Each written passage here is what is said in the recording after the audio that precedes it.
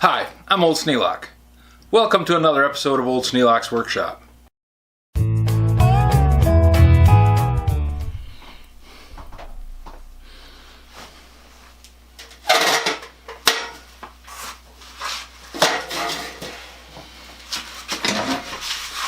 When you first wake up in the morning and you're in that half dream state, things kind of drift through your mind and you go,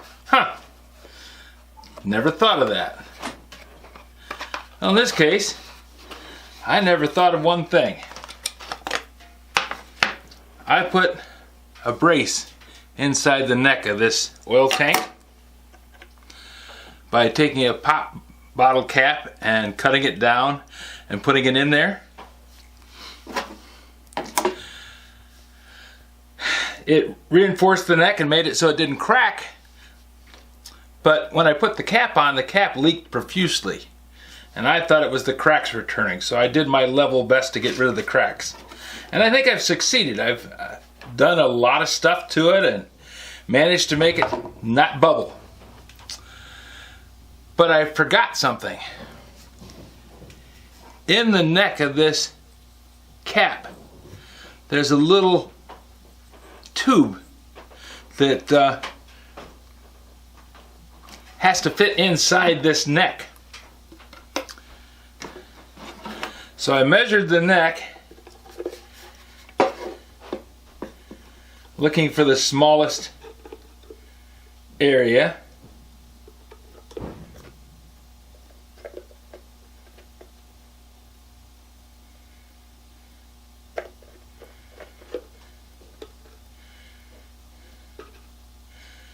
And it's about 0.650 on the inside. Then I checked this, and it's 0.680. So I've been trying to make this cap go down enough so that the gasket in the end of it seals against the end of this tank neck. But I was trying to stuff this thing into a hole it wouldn't fit in. And what I'm running into, the inside of this pop bottle cap has threads in it. The wall is plenty big enough to allow the neck of that tank, the neck of the cap to slip right into it.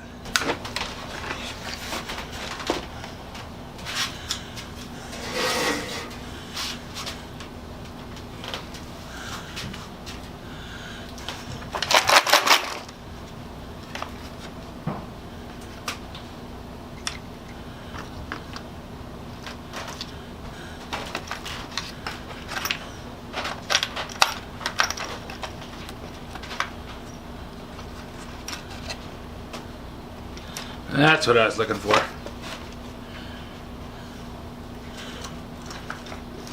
Need a rotary file.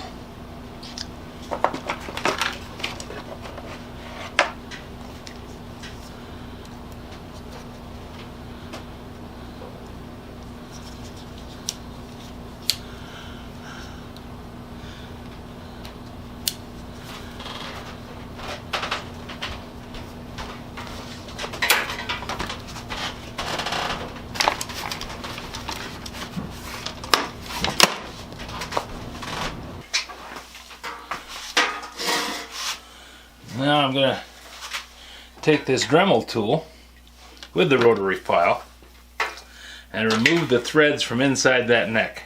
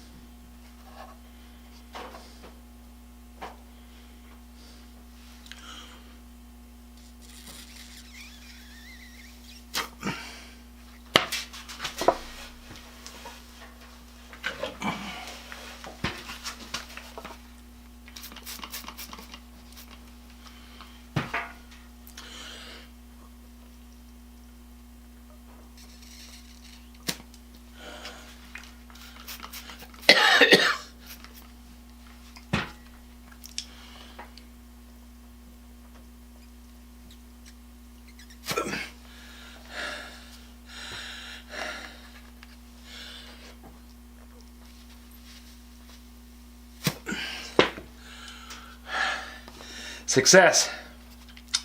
No bubbles.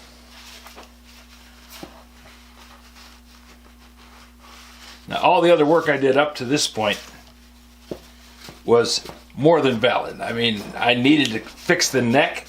I found a crack in there where the threads had broken, and I solved all those problems one at a time, not realizing that I had created another problem in doing it.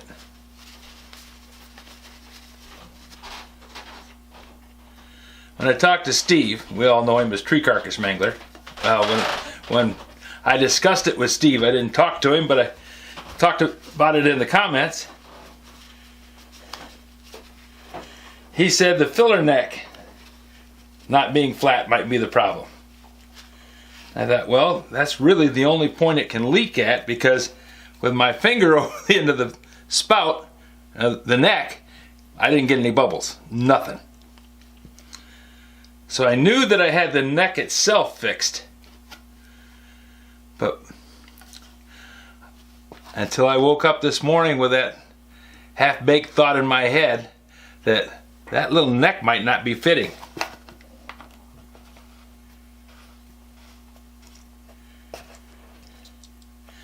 Now it goes down another about 1/8 of an inch and seats quite well.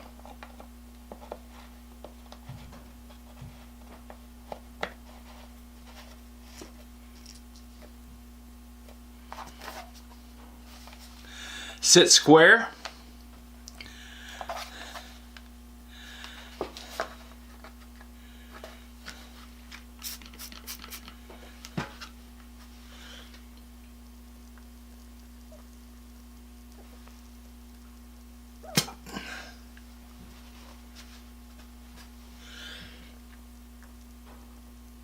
No bubbles. Okay, I think I've solved the problem of the leaking oil tank. I can go ahead and finish assembling this chainsaw. I know I said I gave up, but you never give up on something. You just think, there's got to be a way to make this work. And there was. I just didn't understand what the problem was.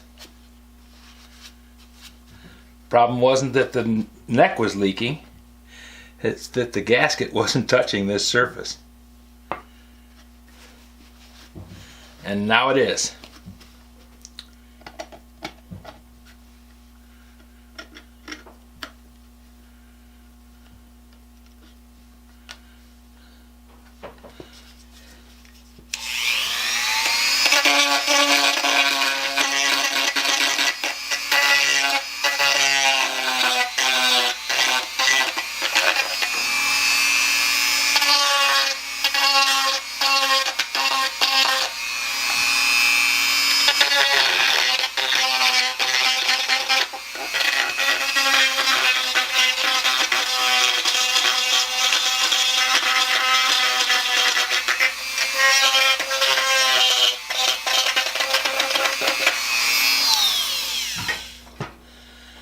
Okay.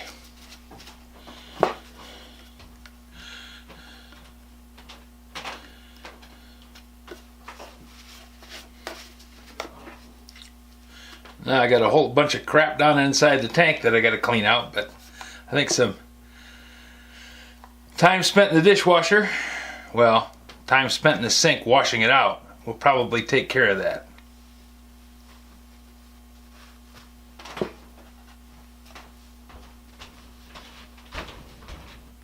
Well, I've reached the closing point on the oil tank. I'd actually given up on it. I decided, well, okay, it was going to drip a little bit, nothing I can do about it. I thought it was all kinds of things. But this morning when I woke up, I realized what the problem actually was. A few minutes spent with the calipers and a Dremel tool with a rotary file, and no more leak. So I'm happy to say the oil tank is done. And now I have to go through and assemble the chainsaw again. It's got a lot of screws to go back in it. The thing is just packed full of screws to assemble it. If you have any suggestions for a new video, questions about today's video, or any of the other videos on the channel, just drop a note in the comments. You know I read them all. Thanks for watching.